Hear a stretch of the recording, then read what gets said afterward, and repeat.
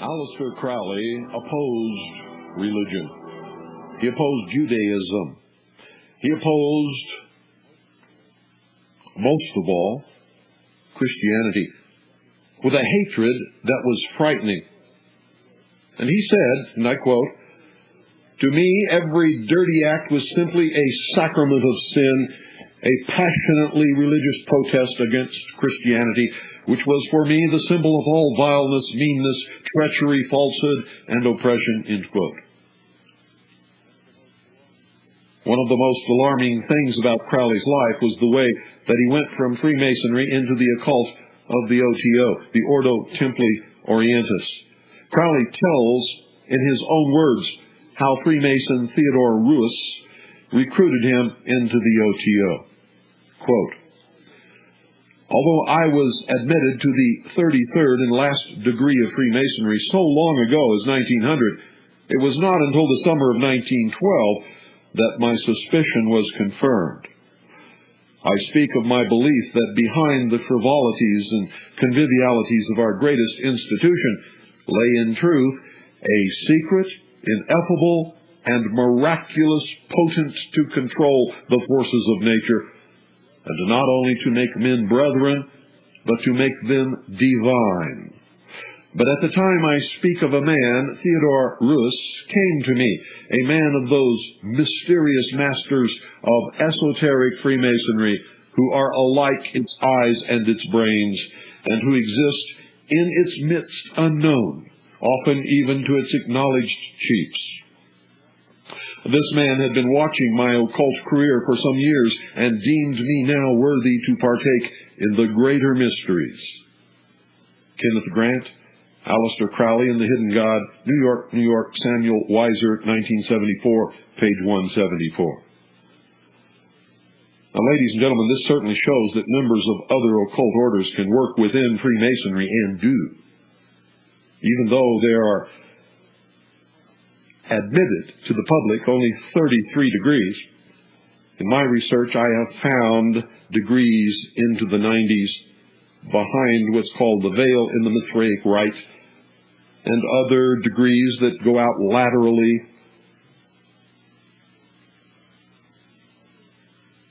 in other rites of the lodge. There are degrees within the Templar degree. There are degrees and degrees within degrees, and circles within circles, and secrets within secrets.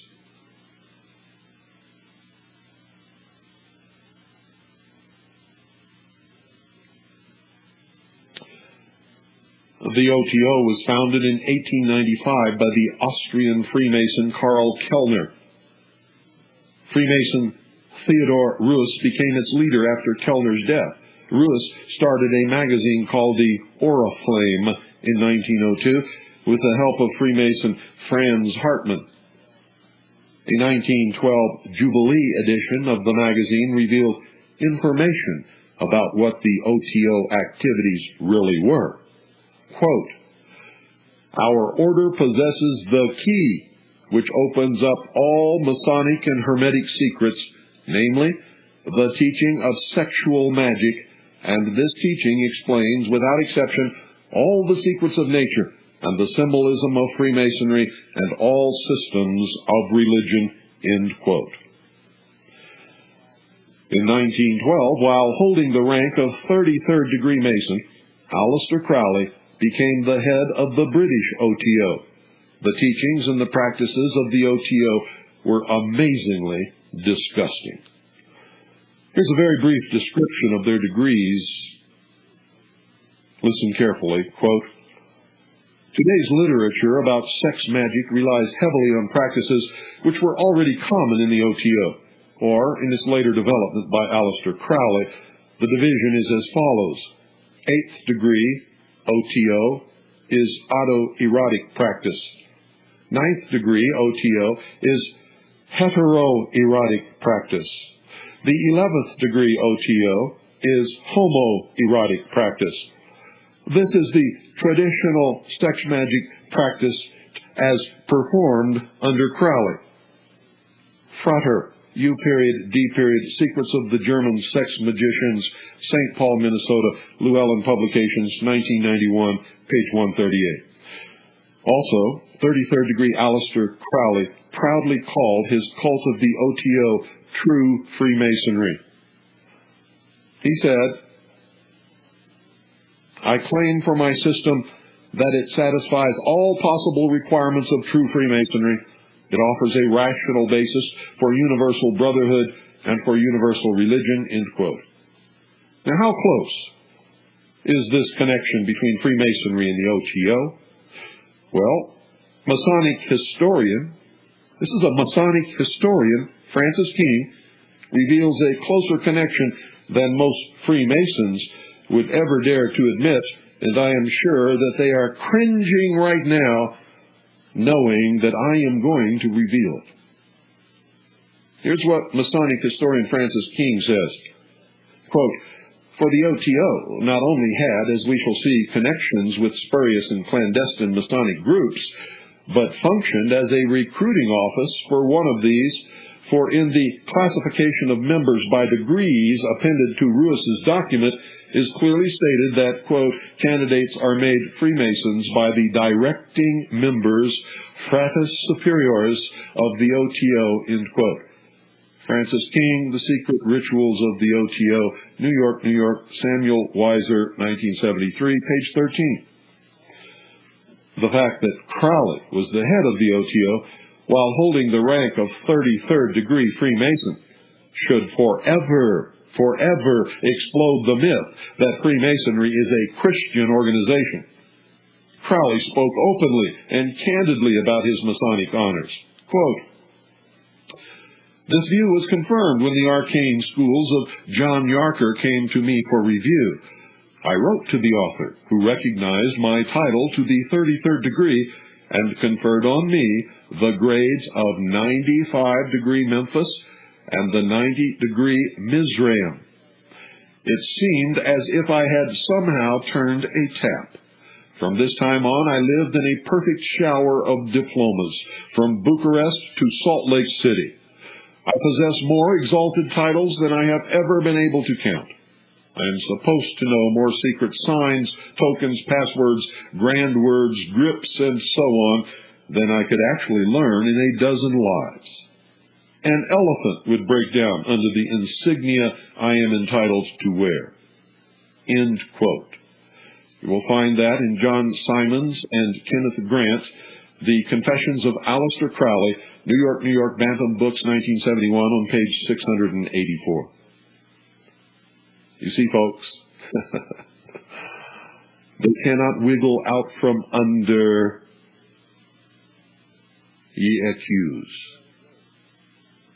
In their own words, ye accuse. In the Confessions of Aleister Crowley, Crowley spoke with great admiration about the Royal Ark degree.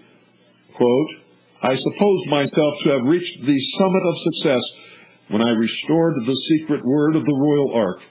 In this case, tradition had preserved the word almost intact," end quote.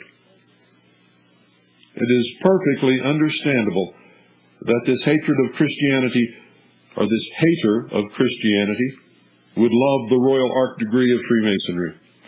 You see, in this degree, Freemasons blaspheme the God of the Bible by uniting God's name with pagan gods. It would drive an Orthodox Jew right up the wall. The secret word of the Royal Ark that Crowley is referring to is Yah-Bulan. The Yah represents Jehovah, Bul represents the pagan god Baal, and On represents the Egyptian god of the sun. So it's no wonder Crowley's satanic heart jumped for joy when he was able to blaspheme the God of the Bible by uniting the true God of the Bible with the pagan god Baal, to whom human children were sacrificed. The Bible tells us, quote, "They have also built the high places of Baal, to burn their sons with fire for burnt offerings to Baal, which I did not command or speak, nor did it come into my mind," end quote. The meaning, ladies and gentlemen, of the secret word in the Royal Ark degree is confirmed by an excellent authority. Can't get any better than this. It's the Encyclopedia of Freemasonry by Albert G. Mackey. Baal signifies Lord or Master and occurs several times in the Bible as a part of the names of various gods. Alone, the word applies to the sun god, the supreme male deity of the Syro-Phoenician nations. For an account of his worship, read 1 Kings chapter 18. With Yah and On, it has been introduced into the Royal Ark system as a representative of the Tetragrammaton. Tetragrammaton. The OTO describes itself as an organization that is dedicated to follow the doctrine of Crowley. The Ordo Templi Orientis, or OTO, is an initiatic body, I should say, composed of men and women who have accepted the principles of the Book of the Law, which was transmitted, he claims, through Aleister Crowley by some spirit master. Quote, "The book is conceived to be a perfect transmission of the divine, freed from any defects of human interference. As such, it is a luminous vehicle of truth that can serve as an infallible guide to human conduct. Aleister Crowley will at least be remembered as the greatest occult genius of the 20th century. His influence on modern occultism is incalculable, penetrating every Western school." Hymenaeus, editor, Aleister Crowley, the Master Therion, The Equinox Publishing Company, 1990, Volume 3, number 10:87.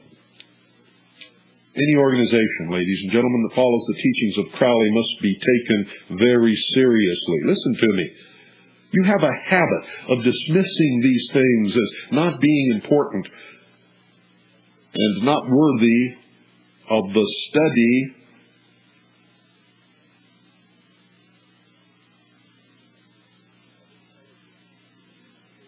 of intelligent, reasonable men and women. You're wrong. The following quotes are from the Book of the Law that the OTO endorsed as a perfect transmission of the divine and luminous vehicle of truth that can serve as an infallible guide to human conduct. Quote, "Worship with me with fire and blood. Worship me with swords and with spears. Let the women be girt with a sword before me. Let blood flow to my name. Trample down the heathen. Be upon them, O warrior. I will give you petrovanal of their flesh to eat. Sacrifice cattle, little and big, after a child. The best blood is of the moon monthly. Then the fresh blood of a child are dropping from the hosts of heaven, then of enemies, then of priests, or of the worshippers. Last of some beast, no matter what. With my hawk's head, I peck at the eyes of Jesus as he hangs upon the cross. There is no law beyond, do what thou wilt." The Equinox, Volume 3, number 10:39, pages 40, 42, and 43. The following quotes from Crowley's Magic in Theory and Practice will further prove what should be our concern. Quote, "For the highest spiritual working, one must accordingly choose that victim which contains the greatest and purest force. A male child of perfect innocence and high intelligence is the most satisfactory and suitable victim. But the bloody sacrifice, though more dangerous, is more efficacious, and for nearly all purposes, human sacrifice is the best. In the sacrifice during invocation, however, it may be said without fear of contradiction that the death of the victim should coincide with the supreme invocation." Aleister Crowley, Magic in Theory and Practice, New York, New York, Magical Child Publishing, Incorporated, 1990, pages 95 and 96. Notice the name of the publishing company, Magical Child, spelled M-A-G-I-C-K-A-L and C-H-I-L-D-E. Now, as we continue to look at Freemasonry and the occult, we need to look at another secret order that has networked with Freemasonry for many years, the Rosicrucian Society, or the ancient order of Rosicruci. Much could be written about the various Rosicrucian orders and their relationship to the Lodge, but for the purpose of our examination tonight, we're just going to mention only one, the Rosicruciana in Anglia.